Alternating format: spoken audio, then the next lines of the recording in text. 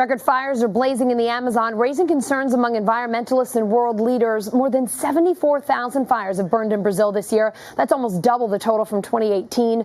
The Brazilian president has rolled back environmental protections, but he's deflecting blame for the massive fires. Paul Rosalie is a conservationist who's traveled to the Amazon rainforest regularly for 13 years. He is here with us now. Paul, can you talk to us about why this isn't just an isolated problem in the Amazon and sort of the role it plays in our world's ecosystem?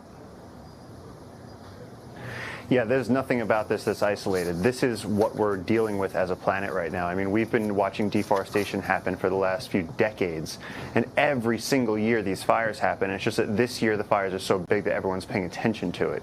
This is not an isolated problem. I mean, we're losing forests in Indonesia, in Africa, in India, all over the world. I mean, rainforests cover 7% of our Earth's landmass, and we're losing them so quickly. I mean, we just cannot afford to keep letting this happen year after year. So for people who don't really understand or don't know a lot about how they sort of contribute to our ecosystem, what does the Amazon do, and how is, the wiping out of it, what does it sort of create in our planet or take away from our planet?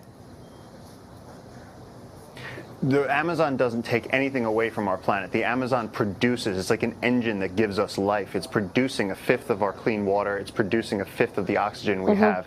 There's biodiversity in terms of species, resources, medicines. I mean, this is just the thing that allows us to live on this planet. You rip the Amazon out of planet Earth and your life here would be unrecognizable. Not to mention that 1/10 of our global emissions come from deforestation. So just stopping cutting down the trees would help us so much in terms of climate change. And not to mention that since 1970, we've lost 50% of the wildlife on this planet. Think about that for a second. When I first heard that, I thought cars are going to stop in the street, newscasters are going to take their earpieces out. I thought everything would stop, and nothing stopped. But we've lost 50% of the wildlife on this planet, and while we're all talking about how does the Amazon affect us, how does it benefit the planet's climate, we're losing so many animals, ones that we haven't even described to science yet.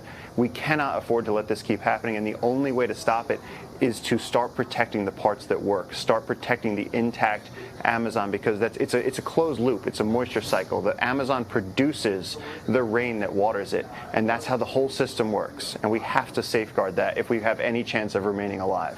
So let's talk for a second, because people have seen the images of these fires. Let's talk for a second about how we got here to, a record number of fires in the Amazon. What caused all of this?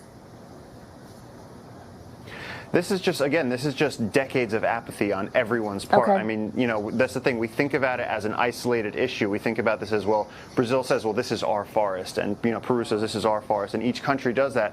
60% of the Amazon does happen to be in Brazil, but this is a globally significant ecosystem. We all, at this point, have to have a say in this. What you'll hear is local people in these countries or leaders saying, no, you guys already took down your forest in the U.S. You don't get to tell us what to do with our forest. That doesn't work. The fact that people didn't know these things 200 years ago doesn't mean that we get to make the same mistakes now. I mean, then we're just shooting ourselves in both feet. I mean, the climate and the environment is in a bad enough state. We have to start taking into account that all of these things are interconnected. We need our oceans. I mean, 3 billion people still get their protein directly from the oceans. We need our forests. Nothing we're going to do is going to be possible without these things. So us allowing there to be cattle farming and road development in the rainforest, we know that roads, this is like Conservation 101. You build a road, the rainforest dies. You clear it, you cut down millennium trees that have thousands of species living on them, and you put beef on there to send to fast food restaurants. I mean, we're just being irresponsible. We're burning Notre Dame every single day, and no one cares. Paul, you have to look at these images. I mean, you could see the fires from space. It's absolutely outrageous. We talked about the cause, but my goodness, it just seems like, how could they possibly stop this? I mean, it looks like this could just continue to rage on. It almost seems like it's beyond control. It is out of control. I mean, that video that I put up, I mean, I've been in these fires. I've been doing this for the last 13 years, and let me tell you, when you come up to a fire that's 200 feet tall, that's burning 500-year-old forest, there's animals running for their lives. There's troops of monkeys, and most of them are not making it out. I mean, it's apocalyptic. The water expands inside the trees, and it's exploding. The sun gets blotted out. I mean, it is absolutely terrifying, and everyone keeps asking me, how do we put out these fires? You can't put out these fires. We don't have the resources or planes or technology to put out these fires. The only thing that we can do is to start acting like responsible creatures that don't kill the thing that keeps us alive. It's really, really simple. We just have to stop cutting down the Amazon and we'll be fine. It's such a depressing thing just to talk about, to think about, to look at all of those images. Any cause for hope or anything that you see that you say, all right, if we just grab onto this a little bit more, we're moving in the right direction? Yeah, I mean, there's a tremendous amount of hope out there right now, and I think that's what it's really important to tell everyone is that, yes, it's very scary. Yes, we're losing tons of the Amazon. I mean, tigers are super endangered, but India just doubled their population of tigers.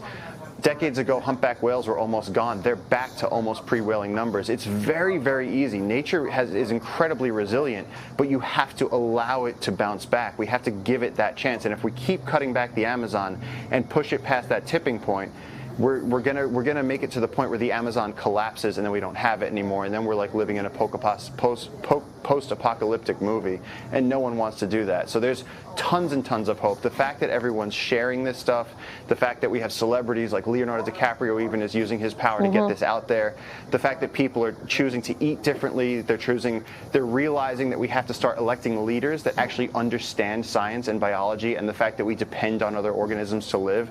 These are really important things, and this is coming to the forefront of people's attention, and the responsibility then is for everybody to maintain that awareness, because what's going to happen is then a week from now we're going to be on to something else, and we have to remember that this is never going away. We have to protect these ecosystems. With the size of our global population, with the scale of our emissions right now, with the loss of biodiversity, I mean, people don't realize that animals have created the ecosystems that we live off of. These are natural cycles that we need to live. So it's like, Carl Sagan had that great line about nothing that you're interested in is going to happen if you can't breathe the air and drink the water. It's like, these are basic things. It's bad for business if you lose these basic natural systems. Yeah, who cares about anything else if we can't breathe, right? I certainly don't. Thanks so much, Paul. Appreciate you being here. Thank you.